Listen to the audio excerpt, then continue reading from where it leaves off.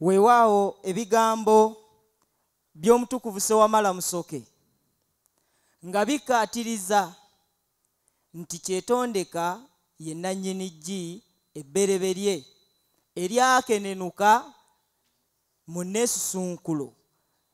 Eyeesusunkulo oyo yali Ssewamala.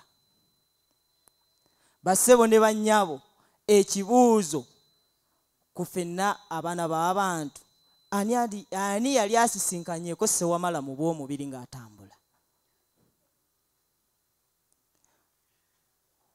Lwaki? Kubanga Ssewamala mwana wa mutonzi ddala. Katonda kye ki? Katonda mwoyo mwereere. Nga bw'atalabika bw'atyo ne Ssewamala bw'ali. Kaakati tewaliiwo ayinza kukubuzaabuza ate n'akugamba nti ono ye mwana wa Katonda ate nga ayambadde bwa mubiri. Omwana we yali Ssewamala, n'amugamba nkumaliddemu ebyange byonna, n'amugamba nkukwasizza obuyinza obw'ensi n'eggulu, era okuva na leero mbuzizzaawo omubiri gwange, amaloboozi gange, okusinda kwange, okusindogoma, emiranga, byonna mbimaliddemu ggwe.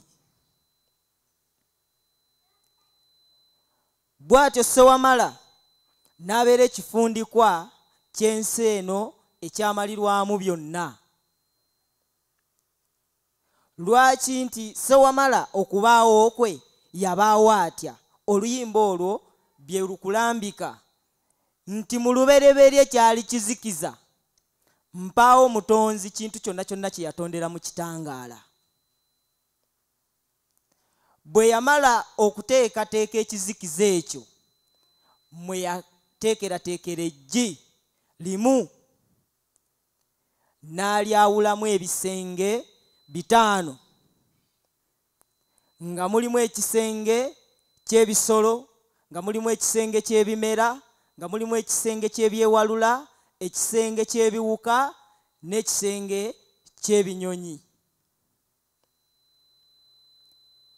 Bw'atyo eggye eryo n'amugamba mwentadde ebikusike byange byonna, naye Ssewamala ggwe kifundikwa ekiwumbawumbako ebintu ebyo, era nga byonna ebinaava mu ggye eryo bigenda kubeera mu buyinza bwo. Bw'atyo omwoyo gwe tusera okulaba mu bwengulaawo gwe tuyita Musoke, ogutudde mu mabala ag'omusanvu, gwetimba olule, bwe gutyo bwe gwetimba nga gumaamira eggi ebbereberye, ne gulibuutikira ekyasa kiramba ng'ekizikiza tekyenyeenya. Ekizikiza ekyo okutuusa lwe kyayabika ne muvaamu ebiramu byonna. Kaakati ggwe olina omukisa gwe batakyalimba nti mukyalawo yava mu lubiriizi lwo, kubanga tewali yava mu munne.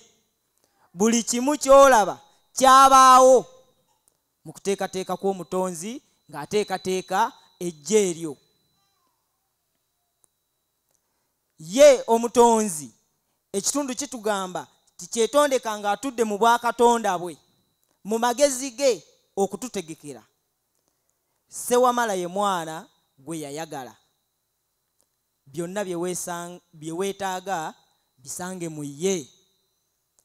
Kaakati obeera kiki ekiba kikutudde mu bwongo okugenda ng'owammanta onoonye ekirala, oba onoonye omulala gw'ogamba nti onalabika yalimu obwakatonda bwange oba yalimu obugagga bwange? Bassebo ne bannyabo, ensi eno tekyukangako omutonzi bwe yagiteekateeka bw'eri, kubanga eno y'ensi ey'ekizikiza. Mwe mumbulire kyavaawo ddi? Ekizikiza tekiriiwo, kubanga kye kibereberye. Mwe tuva, buli kiramu mwe kiva, oba mwe twateekerwateekerwa. era bwe tutyo mu kizikiza ne ku ssaawa yaffe ey'enkomerero mpaawo gwe bateeka mu kitangaala. Buli omu bakuzza mu kizikiza ne weebakira akataka ka mulyango gumu ne bakaggalira n'enkokoto ne banyweza ekizikiza kisobole okubuutikira bulungi. Kubanga omwo mw'osusunkuka era igwe awe wabeera ensisinkano yo n'obwamwoyo bwo oba obwa Katonda bwo. Era bakabona balyanjuluzaawo ne bakubuuza, tewali mwana wa muntu ava mu bulamu bwansi n'olowooza nti gwe yambuka mu ggulu butereevu. Osooka kusisinkana ebibuuzo by'omuntaana.